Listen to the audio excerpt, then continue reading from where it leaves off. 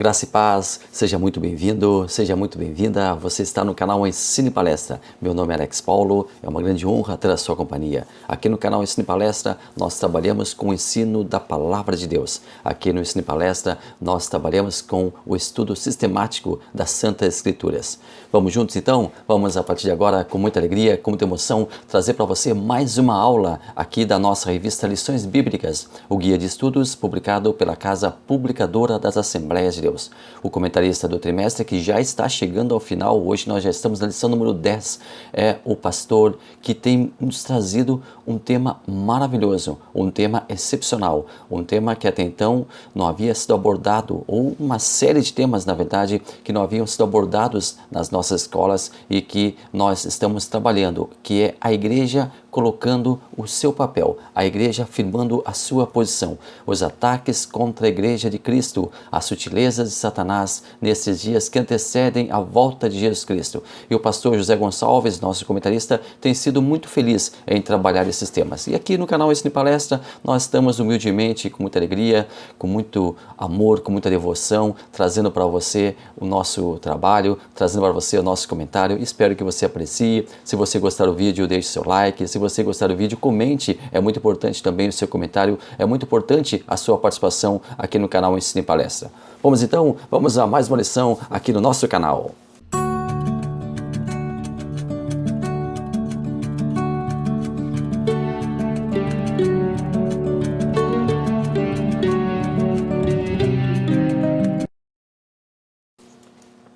Lição número 10, a sutileza contra a prática da mordomia cristã. Como você sabe, a nossa revista Lições Bíblicas tem o texto áureo, tem a verdade prática, cada lição também tem a sua leitura diária, a sua leitura bíblica em classe, e esta leitura bíblica em classe, nesta semana, está lá no primeiro livro da Bíblia, Gênesis, capítulo 14, versículos 17 ao 20. E o rei de Sodoma saiu-lhe ao encontro, depois que voltou de ferir a Quedorlaomer e aos reis que estavam com ele, até o vale de Savé, que é o vale do rei. E Melquisedeque, rei de Salém, trouxe pão e vinho, e era esse sacerdote do Deus Altíssimo. E abençoou-o e disse: Bendito seja Abraão pelo Deus Altíssimo, e possuidor dos céus e da terra. E bendito seja o Deus Altíssimo, que entregou os teus inimigos nas tuas mãos, e Abraão deu-lhe o dízimo de tudo. A nossa revista de hoje fala sobre um assunto extremamente importante. Na verdade, são dois assuntos, a mordomia cristã e também a prática das ofertas e dos dízimos, e nós queremos aqui trazer para você os pormenores desta lição. O autor da lição, ele começou pelo fim. Ao invés do primeiro passo de conceituar o dízimo e depois o ministério da mordomia, ele resolveu fazer uma legítima defesa da contribuição para somente depois falar sobre o significado de cada ponto. Logo, para fins de seguirmos a ordem da revista, que está inversa, vamos fazer o ponto a ponto, conforme compreende a lição. A nossa primeira parte, o nosso primeiro tópico, conhecendo o Evangelho da barganha. Primeiro subtópico, dízimos e ofertas como moeda de troca. Segundo, dízimos e ofertas como práticas legalistas. Prestação de contas. A igreja precisa prestar contas dos valores arrecadados e o destino desses? Sim. Em nome de uma administração idônea e transparente, a resposta é cabalmente sim. Nada mais correto, nada mais sensato do que a liderança prestar contas para os membros da destinação das verbas que chegam até os seus cofres. Hoje nós temos a transparência como grande norteadora da administração pública, cujas entradas, as saídas, são publicadas nos chamados portais da transparência. Quando nós queremos saber a despesa de determinado governo, nós entramos lá no site da transparência e podemos ter acesso imediato a essas informações. A igreja não é uma empresa, ela não possui um corpo acionista, porém recebe valores e esses valores devem sim serem declarados. Assim, seus membros poderão monitorar por onde andam os valores que entregam nas salvas. Devemos ser desapegados ao dinheiro. Uma vez que o valor foi entregue no templo, esqueçamos dele. Não nos pertence mais. Devolvemos o que não nos pertencia. Mas isso, por outro lado, não pode servir de motivo, de pretexto para a denominação ocultar o destino das verbas arrecadadas. Os membros, embora seu desapego ao valor ofertado, devem ser sim informados sobre a destinação dos dízimos e das ofertas. Isso deveria constituir prática comum nas denominações. Isso chama-se responsabilidade fiscal, responsabilidade administrativa, responsabilidade eclesiástica. A igreja não deve ser vista como uma empresa no sentido de lucro, porém deveria copiar as boas práticas administrativas das organizações que estipulam regras muito claras sobre o emprego dos valores arrecadados. O que indigna muitos dizimistas, o que indigna muitos ofertantes, é porque não veem o retorno do valor que entregam nos templos. E essa devolução deveria ser feita em benfeitorias, essa devolução deveria ser feita em obras sociais, essa devolução deveria ser investimento para a aquisição de equipamentos, utensílios necessários para a igreja. O bem-estar dos membros através de um banco confortável para assentar, de um local para higienização, de um copo de água fresca, de uma iluminação propícia, de um bom equipamento de som, de dispositivo de segurança, enfim, ter qualidade de vida durante o período em que está no templo para adorar a Deus. É isso que o ofertante, é isso que o dizimista quer. Tudo isso é esperado pela membresia. Tudo isso é esperado por aqueles que ofertam, que dizimam. Mas só pode cobrar tais dispositivos quem é ofertante, quem é dizimista, quem ajuda a manter, quem se preocupa, que sabe da responsabilidade para a qualidade de vida no culto. Vivendo da fé. O justo viverá pela fé. Fé em seu Deus. O justo trabalhará pelo seu sustento. O justo trabalhará pelo sustento da sua família. Trará o alimento, o sustento para a sua casa. Ofertará ao Senhor. Dizimará com alegria e cultuará a Deus com sua família. Hoje, muitos líderes estão vivendo pela fé. Fé de seus membros, utilizando-se dos valores arrecadados na sua igreja, cujo destino difere daqueles que nós já mencionamos aqui. O destino dos valores, no caso desses falsos líderes, é o seu bolso, a sua conta bancária. E nesse exato ponto, eu preciso fazer uma ressalva. Em muitas igrejas, a liderança é remunerada. O salário de alguns líderes que são integrados na obra, ou seja, o trabalho secular, é a própria igreja. Nada mais justo que eles sejam se remunerados, nada mais justo sim que ofertas e dízimos sejam canalizados também para que haja pagamento, para que haja manutenção salarial dessas pessoas que estão envolvidas diretamente, cujo trabalho secular e o trabalho eclesiástico se confundem, são o mesmo. Ela trabalha secularmente na igreja. O seu ganha-pão é o trabalho na igreja. Nada mais justo. Mas a receber um salário justo, a receber um salário de mercado e a enriquecer ilicitamente, há um grande abismo que muitas denominações não respeitam. A administração do dízimo. Eu não tenho o direito de administrar o meu dízimo. Minha parte é simples, entregar, desvincular, desapegar desse valor. A administração é uma obrigação do pastor e de sua equipe financeira. E ele será cobrado por isso. Cabe ao pastor, cabe à sua equipe cuidar, preservar, zelar, aplicar corretamente os recursos que chegam às suas mãos e serão cobrados por isso. Muitos líderes, e aqui eu vou ser muito enfático, muitos líderes irão para o inferno porque não administram corretamente os valores que chegam às suas mãos.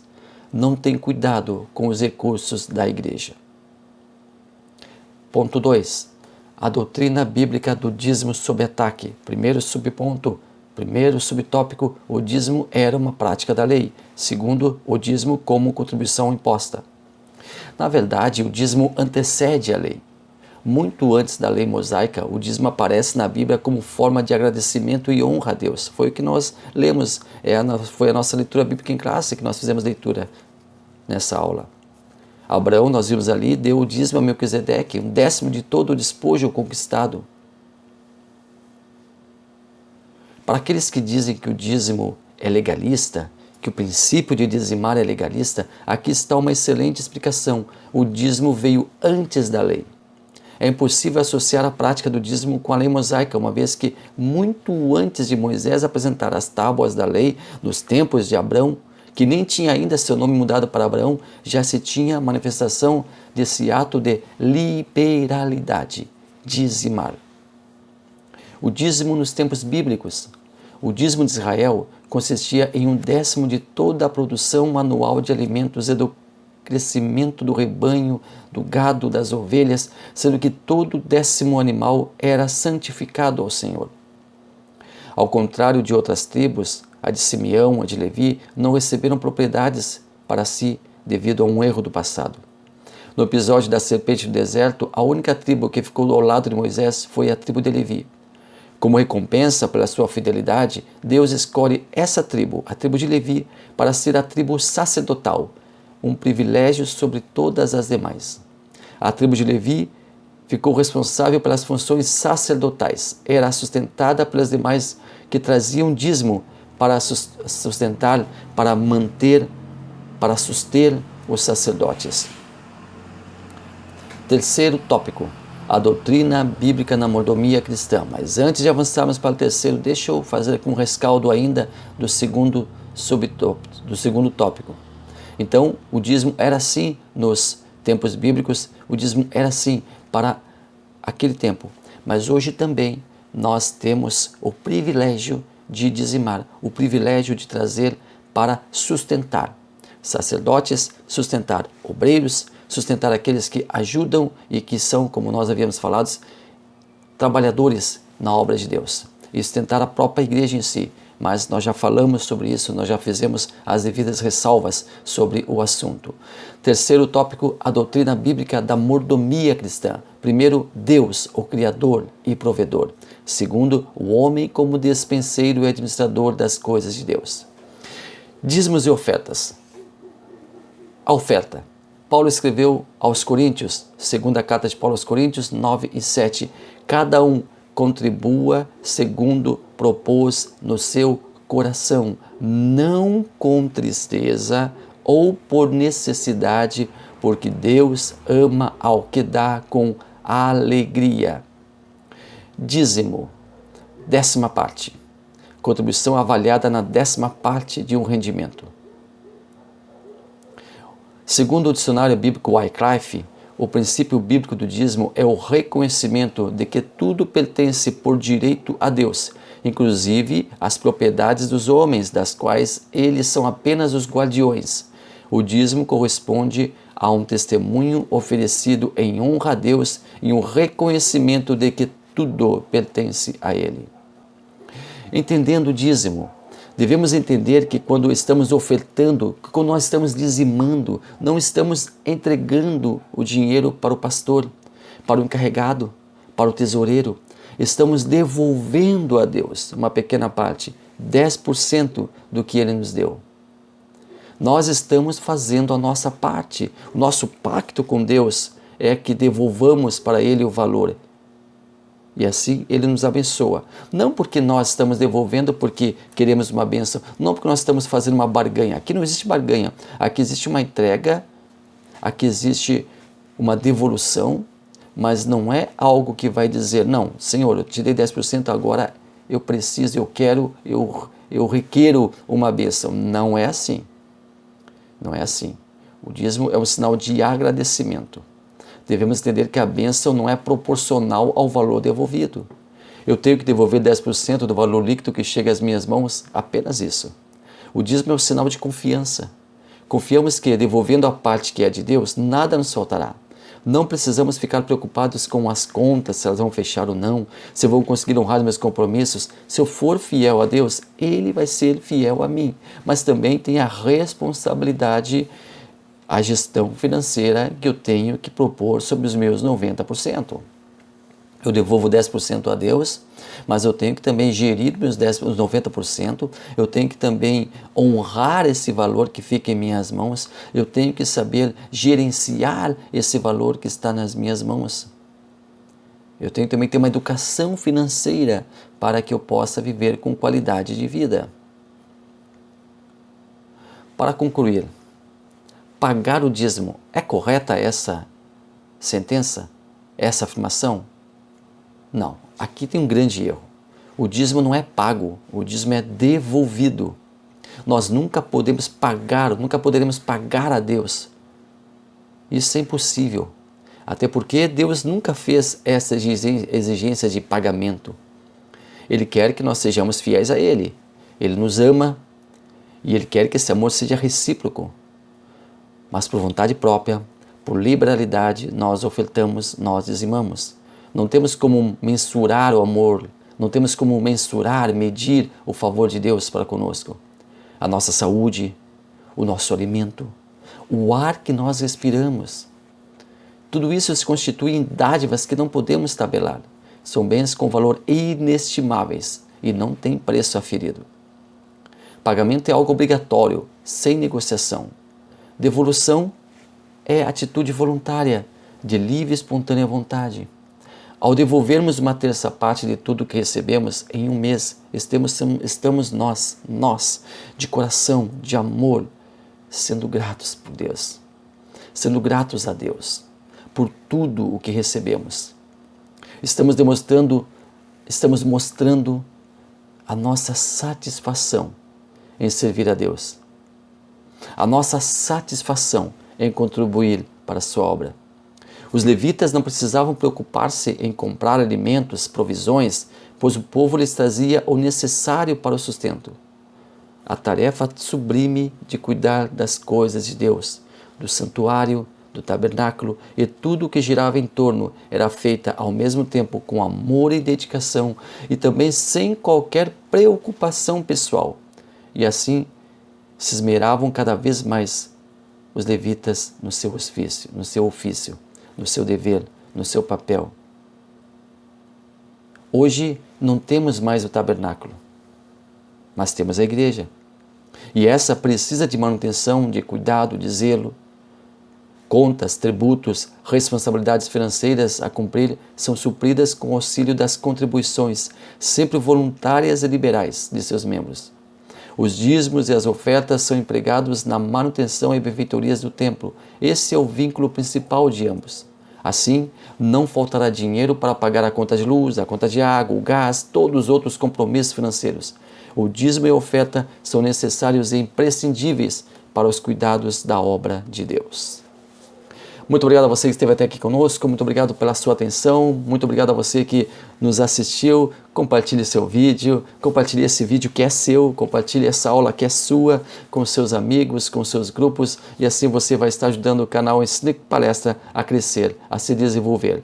Deus abençoe maravilhosamente a sua vida.